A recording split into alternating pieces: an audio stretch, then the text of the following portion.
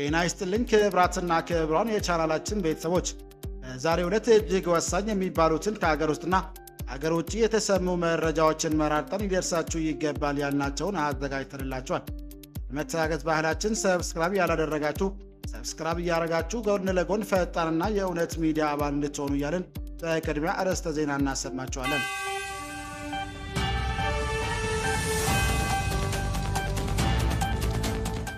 በኤርትራና በትግራይ ድንበር አካባቢ የሰራዊት እንቅስቃሴ መታየቱን ተከትሎ ዳግም የግጭት ስጋት እያንዣበበ ነው ሲል ብሉምበርግ ዘገበ። ኢትዮጵያና ኤርትራ በሰሜን ትግራይ ክልል አቅራቢያ ወታደሮችና ወታደራዊ ቁሳቁሶችን እያሰማሩ መሆናቸውን፣ ይህም በአፍሪካ ቀንድ ዳግም ግጭት የመቀስቀስ ድልን ከፍ ማድረግ የቀጠናውን ዲፕሎማሲያዊ ዋቢ ማድረግ ብሉምበርግ ዘገበ። አብራችሁ ስትቆዩ የምትሰሙት ይሆናል። መከላከያ ሰራዊት ከአንዳንድ አካባቢዎች የጸጥታ ስጋት ማስከተሉ ተገለጸ። ሰራዊቱ ወደ ትግራይ ክልል እያመራ ነው ተብሏል። ሰሞኑን የፌዴራል የጸጥታ ኃይሎች ከተለያዩ አካባቢዎች ሙሉ በሙሉ ወይም ከፊል መውጣታቸውን ተከትሎ በአካባቢ ነዋሪዎች ዘንድ ከፍተኛ የጸጥታ ስጋት መፈጠሩን አዲስ ስታንዳርድ ያናገራቸው ነዋሪዎች ገለጹ። የተለያዩ አካላት ክፍሎች የሚገኙ ነዋሪዎች የፌዴራል ኃይሎች ሲፈሩባቸው አካባቢዎች ለቀው መውጣታቸውን ተናግረዋል። አብራችሁ ስትቆዩ የምትሰሙት ይሆናል። አሜሪካ በሱዳን ለፈጸሙት የጭካኔ ድርጊት 3 የሱዳን ፈጥኖ ደራሽ ኃይል አዛዦች ላይ ማዕቀብ ጣለች። አሜሪካ ግምጃ ቤት ትናንትና ሐሙስ በ3 የሱዳን ፈጥኖ ደራሽ ኃይል አዛዦች ላይ ማዕቀብ ጣለ።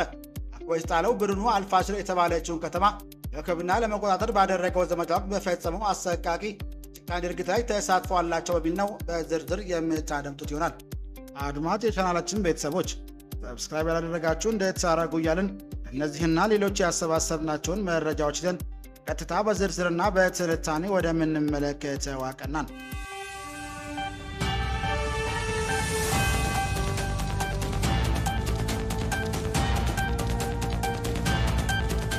በኤርትራና በትግራይ ድንበር አካባቢ የሰራዊት እንቅስቃሴ መታየቱን ተከትሎ ዳግም የግጭት ስጋት እያንዣበበ ነው ሲል ብሉምበርግ ዘገበ። ኢትዮጵያና ኤርትራ በሰሜን ትግራይ ክልል አቅራቢያ ወታደሮችና ወታደራዊ ቁሳቁሶችን እያሰማራ መሆናቸውን፣ ይህም በአፍሪካ ቀንድ ዳግም ግጭት የመቀስቀስ ዕድልን ከፍ ማድረጉን የቀጠናው ዲፕሎማቶች ዋቢ በማድረግ ብሉምበርግ ዘግቧል።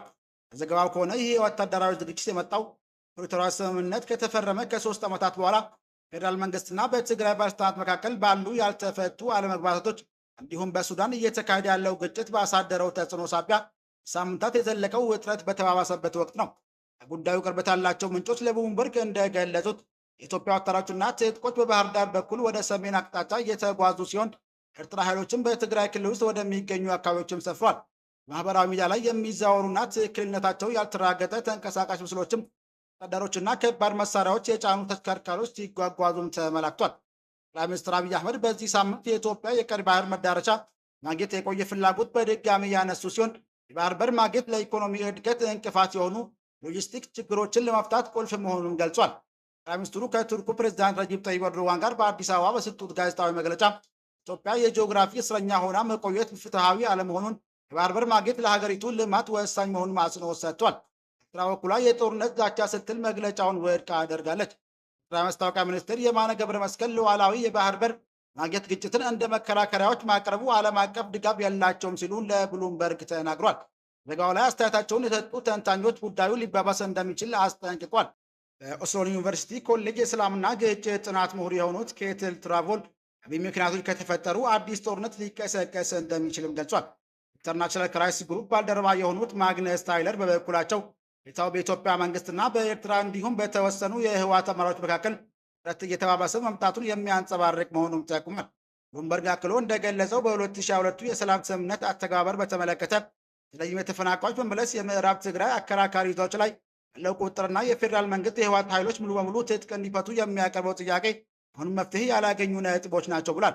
በተጨማሪም ድሮን የሚታገዙ ጥቃቶች መፈጸማቸውን፣ የኢትዮጵያ አየር መንገድ ወደ መቀሌ የሚያደርገውን በረራ ጊዜው ማቋረጡና ወደ ክልሉ የሚገቡ የነዳጅ አቅርቦት መስተዋገሩ ቅርብ ጊዜ የተከሰቱ ውጥረቶች መሆናቸውንም አመላክቷል።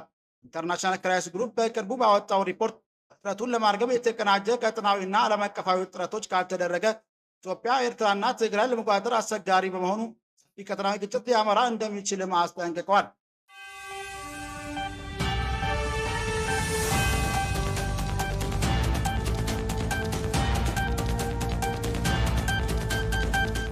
መከላከያ ሰራዊት ከአንዳንድ አካባቢዎች የጸጥታ ስጋት ማስከተሉ ተገለጸ። ሰራዊቱ ወደ ትግራይ ክልል እያመራ ነውም ተብሏል። መሆኑን የፌዴራል ጸጥታ ኃይሎች ከተለያዩ አካባቢዎች ሙሉ በሙሉ ወይም ከፊል መውጣታቸውን ተከትሎ በአካባቢ ነዋሪዎች ዘንድ ከፍተኛ የጸጥታ ስጋት መፈጠሩን አዲስ ስታንዳርድ ያናገራቸው ነዋሪዎች ገለጹ። የተለያዩ የሀገሪቱ ክፍሎች የሚገኙ ነዋሪዎች የፌዴራል ኃይሎች የሰፈሩባቸው አካባቢዎች ለቀው መውጣታቸውም ተናግሯል። ይህም የኃይል ስምሪት ለውጥ በትግራይ ክልል እየታየ ካለው ውጥረት ጋር አይዞ ወደ ሰሜን የሀገሪቱ ክፍል እየተደረገ ያለ ዳግም ስምሪት ሳይሆን አይቀርም ተብሏል። ደቡብ ኢትዮጵያ ክልል ጋርዱላ ዞን ደሬሼ ወረዳና ኦሮሚያ ክልል ቄለም ወለጋ ዞን አንፌሎ ወረዳ የሚገኙ ነዋሪዎች የኢትዮጵያ መከላከያ ሰራዊት የተወሰኑ አካባቢዎችን ለቆ መውጣቱን ተከትሎ የጸጥታ ከፍታ መፍጠሩንና ይህም ለግጭት መንስኤ የሆነ መምጣቱንም ተናግሯል። ኤፍቢ ዘጋቢዎች በትግራይ አዋሳኝ አካባቢዎች ተመሳሳይ የወታደራዊ እንቅስቃሴዎችና ጦርነት ስጋት መኖሩንም አራግጧል። ደሬሼ ወረዳ የሚገኙ ነዋሪዎች እንደሚሉት አካባቢው ሰፍረው የነበሩ የፌዴራል ኃይሎች ከአንድ ሳምንት በፊት አካባቢውን ለቀው መውጣታቸውን ተከትሎ ተቀናቃኝ ቡድኖች መካከል ግጭት ዳግም አገርሽቷል ብሏል።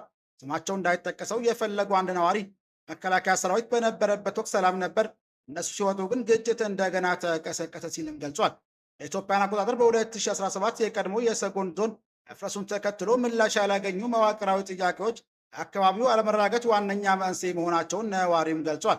ቀደም ሲል የጋርዱላ፣ የኮንሶ፣ የቡርጂና የአማሮ አካባቢዎች በአንድ ላይ አቅፎ የነበረው ይህ ዞን ፈረስ በኋላ በጎረቤት ማህበረሰብ መካከል በተለይም በጎንሶና በደሬሼ እንዲሁም በደሬሼና በጉማይዴ መካከል ያለው አለመግባባት እየተባባሰ መምጣቱን አስረድቷል። መዋቅራዊ ጥያቄው መሰረታዊ ምላሽ እስካላገኘ ድረስ ሁኔታው በዚህ የሚቀጥል ይመስላል ሲል የገለጸው ነዋሪው አካባቢው ያለው ሰላም በአብዛኛው የተመሰረተው በፌዴራል ኃይሎች ስፍራው መኖሩ ላይ መሆኑን አክለውም ተናግረዋል።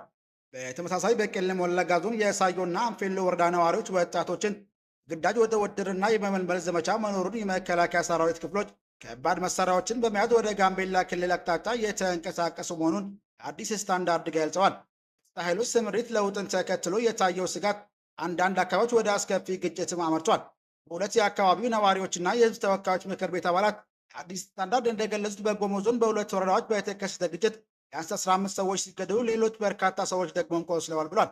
ግጭቱ የተቀሰቀሰው በአስተዳደሩ ወሰን ጥያቄዎችና ረጅም ጊዜ በዘለቁ የማህበረሰቡ መካከል ውጥረቶች ምክንያት መሆኑን የገለጹት ኃላፊዎቹ መከላከያ ሰራዊት ግጭቱን ለመከላከል በአካባቢ ባለመገኘቱ የተፈጠረ የጸጥታ ክፍተት ለጥቃት መባባስ ምክንያት መሆኑም ጠቁሟል። ትግራይ ክልል አቅጣጫ ደግሞ ሰፊ የጦር ሰራዊት ስምሪት እየተደረገ መሆኑን የሚያሳዩ መረጃዎች እየወጡ ይገኛሉ።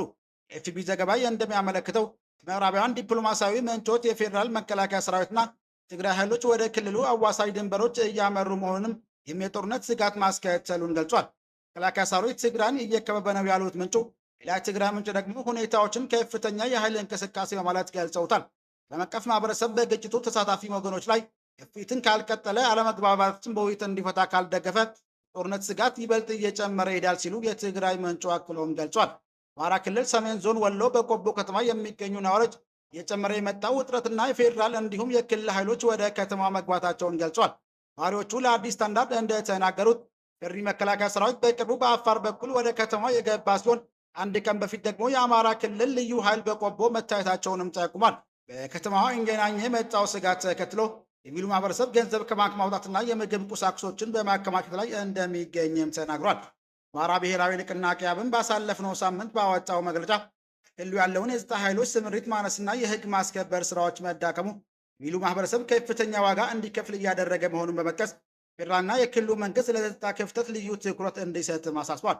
ፓርቲው አክሎም የፌዴራል ሆነ የአማራ ክልል መንግስት የጸጥታ ክፍተቶችና የመልካም አስተዳደር እጥረት ባላቸው አካባቢዎች ላይ ልዩ ትኩረት እንዲሰጡ አሳስቧል። ይህ ክስተት የተሰማው ህዝባዊ ወያነ ሓርነት ትግራይ ህወሓት ባለፈው ሳምንት ያወጣው መግለጫ ፌዴራል መንግስት ወደ ትግራይ ሰራዊት እያንቀሳቀሰ ነው ሲል መክሰሱና አዲስ ወታደራዊ ጥቃት ዝግጅት እየተደረገ ነው የሚል ማስጠንቀቂያ መስጠቱን ተከትሎ ነው። ይሁን እንጂ ፌዴራል መንግስት ስለተባለው የሰራዊት ስምሪት እስካሁን በይፋ የሰጠው መግለጫም የለም። እነዚህ ክሶች የተፈጠሩት ያሉት ኢትዮጵያና ኤርትራ መካከል ያለው ግንኙነት ባሻከረበት ወቅት ነው። የኢትዮጵያ ውጭ ጉዳይ ሚኒስትር ጌዲዮን ጢሞቴዎስ ለኤርትራዊ አቻቸው ኡስማን ሳላ መሐመድ በጻፈው ደብዳቤ ኤርትራ የኢትዮጵያን ሉዓላዊነት በመጣስና አማጺ ቡድኖች ላይ በመተባበር ወታደራዊ ዘመቻ እያካሄደች ነው ሲሉ ከሰዋል። መሆኑም የኤርትራ ኃይሎች በአስቸኳይ ከኢትዮጵያ ግዛት እንዲወጡ አሳስቦ ነበር። ሁለት ቀናት በፊት ምላሽ የሰጠው የኤርትራ ጦር በኢትዮጵያ ግዛት ውስጥ እየተንቀሳቀሰ ነው የሚለውን የኢትዮጵያ ክስ ሐሰተኛና የተቀነባበረ ስትል ውድቅ አድርገዋለች።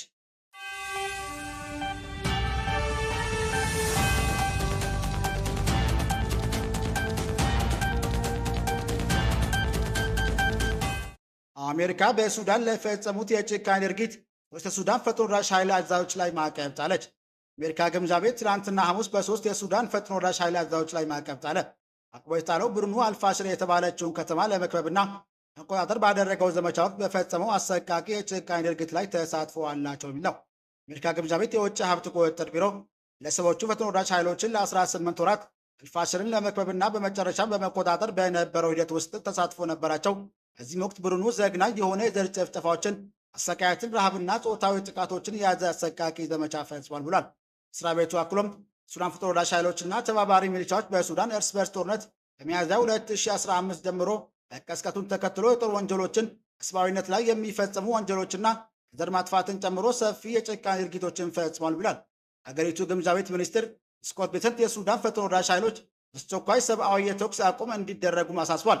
በሱዳን የተካሄደ ያለው የሽብር ዘመቻና ትርጉም የለሽ ግድያ አንታገስም ያሉት ሚኒስትሩ ግጭቱ በአፋጣኝ የማይቆም ከሆነ ቀጠናዊ ይበልጥ ማጋናትና የሽብር ቡድኖች እድገት አመቺ ሁኔታውን ይፈጥራል ሲሉ አስጠንቋል። ይህ የአሜሪካ እርምጃ በታህሳስ ወር ዩናይትድ ኪንግደም እና በጥር ወር የአውሮፓ ህብረት ካሳለፉት ተመሳሳይ ውሳኔዎች የቀጠለ ነው። ክቡራን አድማጮቻችን ለዛሬ ያዘጋጀንላችሁ መረጃዎች ይህን ይመስል ነበር። ሰብስክራይብ ማድረግ፣ ደውል ምልክቱን መንካት እንዳይጠፋችሁ እያልን ሌላ ዜና እስክንገናኝ ድረስ መልካም ቀን